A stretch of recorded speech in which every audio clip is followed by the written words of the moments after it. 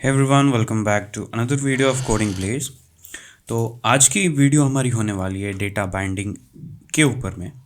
So data binding is a feature, आप कह सकते हो, इन द एंड्रॉयड। अगर आपने कभी पहले एंड्रॉयड पे काम किया है using Kotlin and Java, so you know about that find view by ID method और find view by ID function जो आप यूज़ करते थे व्यूज़ को बाइंड करने के लिए। मतलब आपके पास कोई अगर एक्सएमएल में बटन है या टेक्स्ट है, मीन्स जो भी कंपोनेंट्स है, उनको एक आईडी दिया करते थे आप, एंड उसी आईडी के थ्रू आप अपने कोड के अंदर, जावा या कॉटलिन के कोड के अंदर फाइंड व्यू बाय आईडी का यूज़ करते थे एंड उसको एक वेरिएबल के अंदर हम स्टोर करा देते थे एंड उस वेरिएबल के ऊपर हम मेथड्स को एग्जीक्यूट कराया करते थे।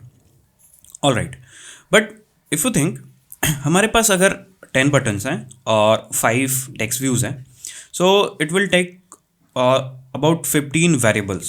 Okay, so it will make some space in memory, and also if you want to update the text over a text view, so you have to call the set text function every time.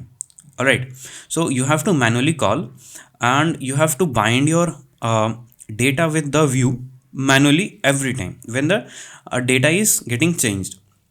All right, so to overcome this problem we are going to use data binding। तो पहले हम इसे देखते हैं कि data binding आखिर काम कैसे करता है और ये किन किन इश्यूज़ को रिजॉल्व करता है हमारे एंड्रॉयड के अंदर। ओके, तो पहले हम देखते हैं कि इसका सिंपल एक डेफिनेशन क्या होता है, डेटा बाइंडिंग का मतलब क्या होता है। Feature that allows you to directly bind components in XML layout to the data sources. अभी देखते हैं डेटा सोर्सेज हमारे पास किसको कहते हैं और एक्सएमएल लेआउट किसको कहते हैं। सॉरी, तो एक्सएमएल लेआउट सिंपल है, जिसमें आप अपने व्यूज़ को लिखा करते थे, लाइक अपने बटन्स, अपने टेक्स्ट या लीनियर लेआउट्स, जो कुछ भी आप लिखा करते थे, that is simple XML layout. Data sources means आपके वेरिएबल्स। सपोज आप एक गेम बना रहे हो, तो गेम में कहीं ना कहीं एक कॉर्नर में या कहीं पे भी लिखा होता है करंट स्कोर। ऑलराइट, तो एक व्यू होगा जहाँ पे लिखा होगा करंट स्कोर और उसके अंदर एक करंट स्कोर होगी। So current score is a variable. Alright, so that is a data. ठीक है, तो in your app using binding expressions. So binding expressions कैसे होते हैं वो हम देखेंगे प्रैक्टिकली जब हम इसको इम्प्लीमेंट कर रहे होंगे। Reducing the need of boiler plate code like find view by ID. तो हमें फाइंड व्यू बाय आईडी का यूज़ नहीं करना पड़ेगा और हमें बार बार मैनुअली डेटा को सेट नहीं करना पड़ेगा। ओके, अभी हम देखते हैं करंट सिनेरियो कि अगर आप डेटा बाइंडिंग का यूज़ नहीं करते हो तो आप कैसे सेट करते हो अपने टेक्स्ट को, या फिर कैसे वैल्यूज़ को अपडेट करते हो अपनी व्यूज़ के अंदर। सपोज आपके पास एक गेम है जिसके अंदर एक वेरिएबल है that is a is storing some value of current score. Alright, तो अगर इस वैल्यू को आपको अपने व्यू के अंदर शो कराना है तो आपको एक फंक्शन लिखना पड़ता था that is set text. Okay, और अगर आप कॉटलिन यूज करते होगे so getter setter is same. Okay, so see I have written score TV dot text is equals to score. So every time, like अभी देखो a is equals to 11, a की value change हुई तो हमें इस function को फिर से एक बार एग्जीक्यूट कराना पड़ा to set the text over the view. Okay, to update the score over the view. Okay, तो ये चीज़ हमारे को बार बार करनी पड़ती है। टू ओवरकम दिस हम क्या करते हैं, डेटा बाइंडिंग का यूज़ करते हैं। अब डेटा बाइंडिंग इसको रिजॉल्व कैसे करता है वो देखते हैं। डेटा बाइंडिंग हमारे इस बीच के फंक्शन को रिमूव कर देता है। दैट मीन्स कि जब कभी भी हमारी वैल्यू अब अपडेट होगी, हमारा व्यू अपने आप अपडेट होगा because it is binded with the variable, जिसको आप डेटा सोर्स भी कह सकते हो। ऑलराइट, सो जब कभी भी ए में चेंजेस होगा, व्यू के अंदर अपने आप चेंजेस अपडेट होते रहेंगे। हमें कोई भी मैनुअल फंक्शन एग्जीक्यूट नहीं करना पड़ेगा, हमें कोई प्रोग्रामेटिकली कोड नहीं लिखना पड़ेगा to update the view. All right, so I think the idea is clear about the data binding. अभी हम इसे देखते हैं कि हम इसको प्रैक्टिकली कोड के थ्रू कैसे इम्प्लीमेंट करेंगे एंड ये कैसे होने वाला है। So let's go on the Android studio. Okay, so I have made a simple project. एक नया प्रोजेक्ट मैंने बना लिया है एंड अभी डेटा बाइंडिंग को एनेबल करने के लिए हमें सबसे पहले app label build dot Gradle में चलना पड़ेगा। ठीक है, एंड एक ब्लॉक अभी हम लिखते हैं that is build features. Okay, and इस बिल्ड फीचर्स के अंदर हम लिखेंगे data binding is true and Singh now. अगर आप कॉटलिन DSL बिल्ड यूज़ कर रहे हो then you have to put a equals to here, but I'm using Groovy DSL, so यहाँ पे सिर्फ एक यहाँ पे इक्वल्स हम यूज़ नहीं करेंगे, and yes data binding is enabled. अभी इसको हम अपने प्रोजेक्ट के अंदर कैसे यूज़ करेंगे वो देखते हैं। See this is my view and this is my programmatic, means ये हमारा कोड है और हमारा व्यू है, ठीक है। इसके अंदर ही हमारे वेरिएबल्स होते हैं, इसके अंदर हमारे व्यूज़ होते हैं, ठीक है। सो सपोज मैं एक सिंपल सा इंक्रीमेंट काउंटर जो है ऐप बनाना चाहता हूँ, जो कि एक फ्लटर का अगर आपने कभी बनाया होगा तो उसमें इंक्रीमेंट काउंटर करके ही बनता है, ठीक है।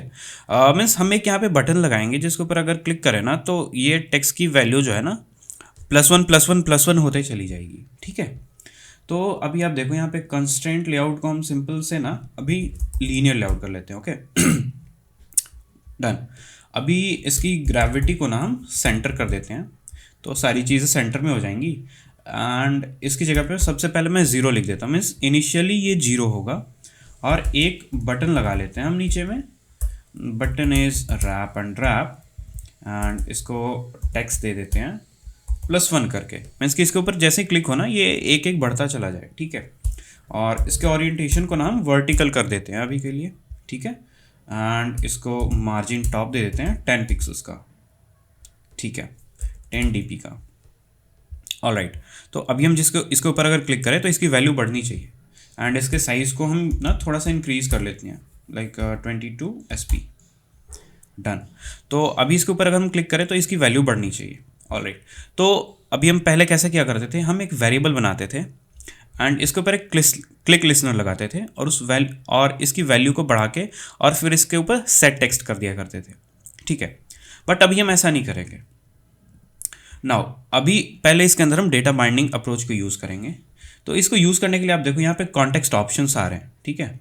तो ऑल्ट प्लस एंटर, अगर आप मैक के अंदर हो तो ऑप्शंस प्लस एंटर, ठीक है। यहाँ पर जैसे ही अपने किया, देखो यहाँ पे आ रहा है convert to data binding layout, means इसको हम एक डेटा बाइंडिंग लेआउट में कन्वर्ट करा देंगे। कन्वर्ट करके कुछ नई चीज़ें नहीं होंगी, मीन्स कुछ एड-ऑन्स आ जाएंगे इसके अंदर, बाकी हमारी जो चीज़ें हैं वो रहेंगी ही रहेंगी। ऐसा नहीं है कि टेक्स्ट व्यू किसी और में कन्वर्ट हो जाएगा, नॉट लाइक दैट। तो इसको अभी हम मैनुअली भी कर सकते हैं और इसको हम डेटा बाइंडिंग ये कॉन्टेक्स्ट के थ्रू भी कर सकते हैं। तो अभी अगर हम मैनुअली करें ना तो हमें थोड़ा सा आइडिया क्लियर हो जाएगा। तो अभी हम क्या करते हैं ना, सबसे पहले इस पूरे लेआउट को हम एक लेआउट के अंदर रैप करके चलते हैं to make this data binding layout. तो अभी हमने इसको रैप कर दिया एक लेआउट के अंदर। So this is the root layout, sorry this is the root tag, ठीक है। तो जो कोई भी हमारा रूट टैग होता है ना, सारे नेम स्पेस का डिक्लेरेशन हम उसी के अंदर लिखते हैं। सो हमने यहाँ से कट करके यहाँ पे पेस्ट कर दिया एंड अभी हमारे पास कोई एरर्स नहीं। ऑलराइट, अभी देखो ये हमारा एक लेआउट है, इसके अंदर हमारे पास एक टेक्स्ट व्यू और एक बटन है। नाउ अभी इसके अंदर टेक्स्ट हमने स्टैटिकली लिख दिया है 0, बट इसके अंदर 0 नहीं होना चाहिए, इसके अंदर वो होना चाहिए जो अभी करंट वेरिएबल है, ठीक है। तो इसके अंदर अभी हम एक डेटा डिफाइन करते हैं, ओके। एंड इसके अंदर हम एक वेरिएबल को डिफाइन करते हैं जिस वेरिएबल का नाम होगा नंबर, मीन्स कि अभी जो करंट नंबर है वो। इसका एक टाइप होगा इंट, मीन्स इंटीजर, ओके, नहीं सॉरी INT। ऑलराइट, इसका एक टाइप होगा इंटीजर और इसका नाम हमने दे दिया नंबर, या फिर हम इसका नाम दे देते हैं काउंटर, मीन्स कि अभी काउंटर आखिर कितना है, ठीक है। एंड इसके टेक्स्ट को हम सेट कर देंगे @ एंड दिस, यहाँ पे हम लिखेंगे string dot value of, since एक इंटीजर है so I will pass the counter and done. ये हमारे इस वैल्यू को रेंडर कर देगा, ठीक है। अभी हम अपने main activity dot KT means Kotlin की फाइल के अंदर चलते हैं एंड इसके अंदर अब डेटा बाइंडिंग का कोड लिखते हैं। सो सबसे पहले हम एक लेट इनिट वैर डिफाइन करेंगे, मीन्स कि ये इनिशियलाइज तो होगा बट बाद में इनिशियलाइज होगा, इनिशियली ये नल रहेगा। So let init variable binding, इसका टाइप होगा activity main binding. So make sure कि आपने जो ये नाम रखा है अपनी एक्टिविटी का, बाय डिफ़ॉल्ट तो मेरे पास अभी मेन एक्टिविटी है। इन केस आप किसी और एक्टिविटी में किसी और XML के थ्रू अगर आप इसको बाइंड करना चाहते हो ना, सो ये कुछ इस तरह से नेम स्पेस को जनरेट करता है, लाइक सी एक्टिविटी, तो इसने बना दिया एक्टिविटी एंड अंडरस्कोर मेन था तो अंडरस्कोर को हटा के इसने एम को कैपिटल कर दिया, ठीक है। एक्टिविटी मेन, और लास्ट में इसने ऐड कर दिया बाइंडिंग। ठीक है, अभी हम इसको इनिशियलाइज करते हैं। सिंपल, हम अभी लिखेंगे binding is equals to data binding utility dot, अभी इसको हम इंपोर्ट कर लेंगे, data binding utility dot set content view, and यहाँ पे हम पास कर देंगे एक activity, so this activity. Okay, अभी हमारे इस बाइंडिंग के अंदर ये एक इंस्टेंस क्रिएट हो गया, and now our data binding variable is not null. ठीक है, अभी हम क्या करते हैं, बाइंडिंग डॉट, यू सी एक आ रहा है हमारे पास काउंटर नाम का वेरिएबल, जो कि सी हमने यहाँ पे बनाया था, इसका डेटा टाइप इंट रखा था, एंड सी डॉट इसका डेटा टाइप इंट हमें दिख रहा है। इसको हम एक वैल्यू प्रोवाइड करेंगे। हम इसको वैल्यू ऐसे प्रोवाइड नहीं करेंगे बिकॉज यहाँ पे हमने इसे वैल्यू 0 तो प्रोवाइड करा दी, बट अभी इसको चेंज होना है। ठीक है, तो हमें किसी एक वेरिएबल को इसे पास करना पड़ेगा। So I will make a simple variable that is counter is equals to 0। Initially इसकी वैल्यू 0 होगी। ठीक है, और इसको हम असाइन कर देंगे। नाउ जैसे ही इस वैल्यू के अंदर चेंजेस होगी, मीन्स इस वेरिएबल के अंदर चेंजेस होंगे, ये हमारे व्यू के अंदर ऑटो अपडेट कर देगा। ओके, तो अभी हम एक फंक्शन लिखते हैं जिसके थ्रू क्या होगा, इस बटन पे क्लिक होते ही इसकी वैल्यू एक इंक्रीज हो जाएगी। सो अभी हम इसको एक आईडी देते हैं। सो आईडी इज इंक्रीमेंट, हमने इसको एक ID they the. Now will add a click listener, so binding dot increment dot set on click listener. अभी हम क्या करेंगे, सिंपल करेंगे counter plus plus and done, everything is completed. अभी हम इस ऐप को रन करके देखते हैं क्या हमारा ऐप सही से काम कर रहा है या नहीं काम कर रहा। देखो अभी हमने किया क्या, हमने एक डेटा बाइंडिंग के थ्रू एक वेरिएबल बनाया जिसका नाम दिया हमने काउंटर, और उसको हमने बाइंड कर दिया हमारे टेक्स्ट व्यू के साथ में। ओके, अब जब कभी भी इस वेरिएबल के अंदर चेंजेस हो रहे हैं, हमारे इस टेक्स्ट व्यू के अंदर भी चेंजेस होंगे। पहले आप कैसे किया करते थे, जब आप डेटा बाइंडिंग का यूज़ नहीं किया करते थे, आप ऐसे यूज़ किया करते थे, बाइंडिंग एंड इसको एक आपने आईडी दी होती थी, दैट इज़ अगर मैं अभी दे दूं, दैट इज़ टेक्स्ट व्यू। ठीक है, and I will write txt view dot text. ठीक है, तो हर बारी आप कुछ इस तरीके से इसको आईडी दिया करते थे, एक वैल्यू प्रोवाइड कराते थे और इसको अपडेट कराते थे, बट इसकी नीड अभी हमें नहीं है। हम क्या कर रहे हैं, सिंपल अपनी वेरिएबल को सिंपल चेंज कर दे रहे हैं और अपने व्यू को अपडेट कर दे रहे हैं। ओके, सो एक बार इसको हम इंस्टॉल होने देते हैं एंड देखते हैं हमारा ऐप सही से काम कर रहा है या नहीं काम कर रहा है। इंस्टॉल हो गया, this is launching and it is installed, so let's wait. okay, ये खुल गया है। ओके, यू सी इनिशियली हमने इसको एक वैल्यू दी थी दैट इज़ 0, एंड +1 के ऊपर अगर हम क्लिक करें ना तो ये अपडेट हो नहीं रही है। सो आई थिंक कहीं पे तो हमने मिस्टेक करा है।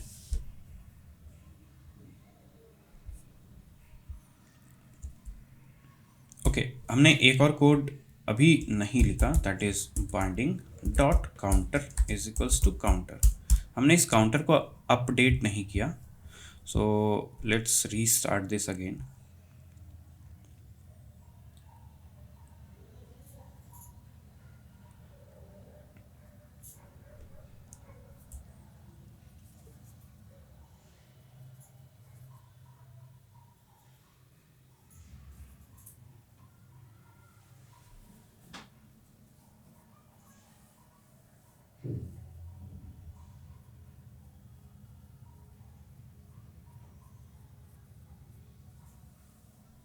ओके, अभी इनिशियली इसकी वैल्यू 0 है, and if I +1 and the value is getting updated. Okay, so that's all for this video, and this is not the whole part of a data binding. इसके साथ अभी हम view binding, not view binding, इसके साथ अभी हम view model का भी यूज़ करेंगे which will make it more efficient. So अभी आपको समझ में आएगा इसके बाद कि हम डेटा बाइंडिंग का एक्चुअली यूज़ क्यों करते हैं. Okay, so that's all for this video. I hope you like the video, so make sure you subscribe and